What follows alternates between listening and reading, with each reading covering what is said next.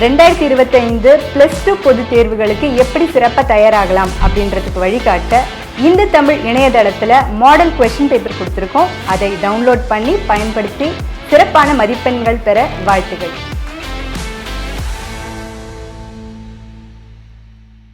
வணக்கம். இனிது இனிது தேர்வு இனிது நிகழ்ச்சிக்கு அன்புடன் வரவேற்கிறோம். ஒரு தேர்வு, கேள்வி பதில், மதிப்பெண்கள் இவ்வளோ தான் இருக்குது, சரிங்களா? இதில் மிக அதிக அளவில் மதிப்பெண்கள் பெறுவது எப்படி அப்படின்னு பார்க்க போகிறோம். அதற்கு முன்னதாக பொதுவான விஷயம் 2-3 விஷயங்கள் இருக்குது. எல்லார்கிட்டும் வரக்கூடிய ஒரு கேள்வி தான், எல்லா ஆண்டும் எல்லா பிள்ளைகளும் கேட்கக்கூடிய கேள்வி என்ன அப்படின்னா, ஒரு எல்லாம் நல்லா நான் படிச்சிருக்கேன், ரொம்ப நல்லா தயார் பண்ணியிருக்கேன், ரொம்ப நல்லா ப்ரிப்பேர் பண்ணி வச்சுருக்கேன், இருந்தாலும் அந்த எக்ஸாம்னு பக்கத்தில் வர எனக்கு ஒரு பதட்டம் வருது, ஒரு அச்சம் வருது அப்படின்னு சொல்லுவாங்க. நிறைய பிள்ளைகள் சொல்கிறது உண்டு. அது சில பேர் அது வந்து எக்ஸாம் ஃபீவர் அப்படிலாம் கூட சொல்லுவாங்க. சில பேருக்கு உண்மையிலேயே காய்ச்சல் வருவது கூட வாய்ப்பு உண்டு.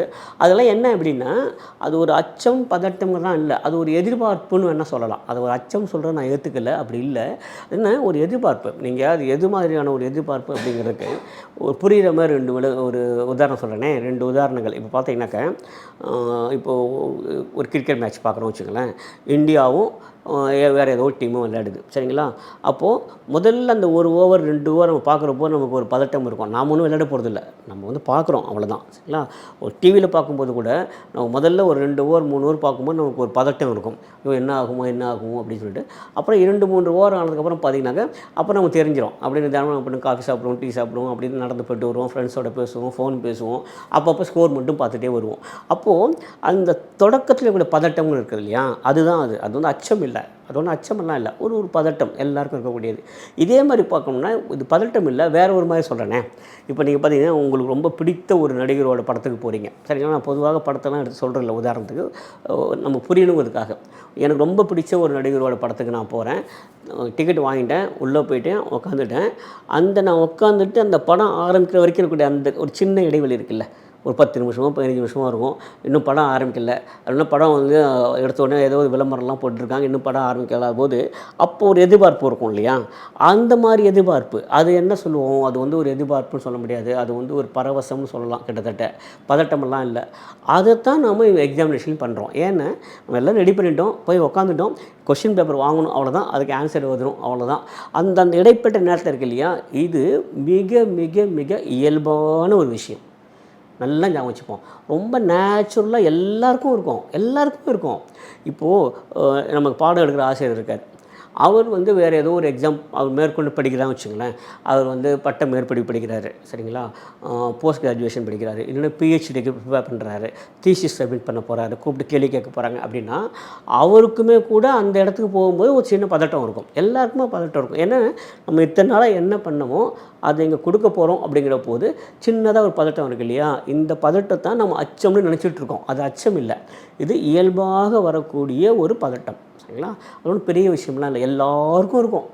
100க்கு 100 எல்லா பாடங்களையும் 100க்கு 100 பேருக்கு மதிப்பெண் இருக்கான் இல்லையா? அதாவது முன்னெல்லாம் ஸ்டேட் ஃபஸ்ட்டுன்னு இருந்தாங்க, இப்போ அந்த சிஸ்டம் எடுத்துட்டாங்க. ஸ்டேட் ஃபஸ்ட்டு வாங்குகிற பிள்ளைக்கு கூட அந்த பதட்டம் இருக்கும். போயிட்டு அந்த கொஸ்டின் பேப்பர் வாங்கி எழுதுகிற வரைக்கும் அந்த பதட்டம் இருக்கும். இந்த பதட்டம்லாம் எவ்வளோ நேரம் இருக்கும் அப்படின்னு பார்த்தீங்கன்னாக்கா, மிஞ்சி போனால் கேள்வித்தாள் வாங்கி பதில் எழுதுகிற முதல்ல ஒரு 5 நிமிஷம் வரைக்கும் தான் இருக்கும். அப்புறம் தானாகவே நமக்கே தெரியாது, மறைஞ்சிடும். அப்புறம் தேர்வில் இறங்கிடுவோம், பதில் எழுதுவோம், வெளியே வந்துடுவோம். அது முதல் நாள் இருந்த பதட்டம் அநேகமாக 2வது நாளில் இருக்காது. சில பேருக்கு இருக்கும், 2வது நாள் கூட சில பேருக்கு பதட்டம் இருக்கும். அல்லது மிக கடினமான ஒரு பாடம் நான் எது நினச்சிட்டு இருக்கணும், அந்த தேர்வு வருகிற போது கொஞ்சம் பதட்டம் இருக்கும், அதெல்லாம் மறைஞ்சிரும், சரிங்களா? அப்போது இந்த பதட்டம்ங்கிறது என்ன அப்படின்னா, எல்லாருக்கும் பொதுவாக இருக்கக்கூடிய ஒரு பரவசம் தான், அது ஒரு எதிர்பார்ப்பு தான், சரிங்களா? அதுக்கு மேலே ஒன்றும் இல்லை, சரிங்களா? Nothing more nothing less. அது வந்து ஒரு எக்ஸாம் ஃபீவர் அப்படின்னு சொல்லிட்டு, இல்லைன்னா தேர்வு அச்சம், தேர்வு பயம் அப்படிலாம் சொல்கிறாங்களா, அப்படிலாம் இல்லை. நாம வச்சுக்கிட்ட பேர் அது அப்படி இல்லை. அப்போது இதில் நம்ம தெரிந்து கொள்ள வேண்டிய விஷயம் என்ன அப்படின்னா, ஒரு தேர்வு கேள்வி கொடுக்குறாங்க, அதுக்கு பதில் எழுத போகிறேன் அப்படிங்கிறதுக்கு முன்னால் நான் என்னெல்லாம் ப்ரிப்பேர் பண்ணியிருக்கணும், அதை அங்கே கொண்டு போய் ஒழுங்காக சேர்க்கணுமே, நிறைய மதிப்பெண்கள் பெறணுமே அப்படிங்கிற ஒரு எதிர்பார்ப்பு இருக்குல்ல, ஒரு ஆர்வம் இருக்குல்ல, அதன் காரணமாக வரக்கூடிய ஒரு விஷயந்தான். அதை தவிர்த்து அதுக்கு வந்து வேறு ஒன்றுமே இல்லை.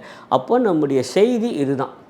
பதட்டம் இருக்கே அப்படின்னா அது இருந்தால் தான் நல்லது, அது இருக்கணும். அப்போ தான் நம்மகிட்ட ஒரு எதிர்பார்ப்பு இருக்குதுன்னு அர்த்தம். சரிங்களா? இப்போது எனக்கு எதுவுமே தெரியாது, போய் தேர்வு வந்து சொல்கிறாங்க அப்படின்னு வச்சுக்கலாம். எனக்கு ஒரு பதட்டமே இருக்காது. ஏன்னா எனக்கு ஏற்கனவே தெரியும், எனக்கு ஒன்றுமே தெரியாதுங்கிறது தெரியும். நாங்கள் போய் உட்காரும்போது எனக்கு எந்த ஒரு பதட்டமும் இருக்காது. காரணம் எனக்கு எந்த ஒரு எதிர்பார்ப்புமே இல்லை. ஆனால் அந்த நிலையில் இருக்கக்கூடாது.